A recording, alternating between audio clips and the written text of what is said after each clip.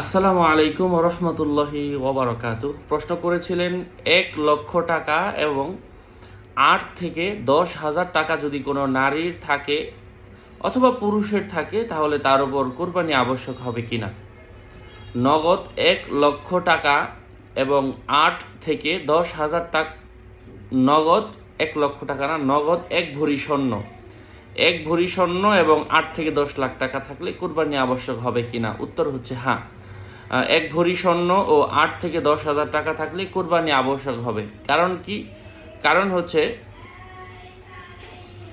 52.৫ তোলা রূপার সমান সমপরিমাণ টাকা কিন্তু আপনার হাতে চলে আসছে, যার বর্তমান আনুমানিক মূল্য ৯০,০০০ টাকা। সুতরাং ৯০,০০০ টাকার জিনিস যেহেতু আপনার হাতে আছে, দুইটা মিলে হলেও যেহেতু আছে, আপনার উপর কোরবানি আবশ্যক হবে, কোরবানি দিতে হবে, নারী হোক আর পুরুষ হোক। আসসালামু আলাইকুম ওয়া রাহমাতুল্লাহ।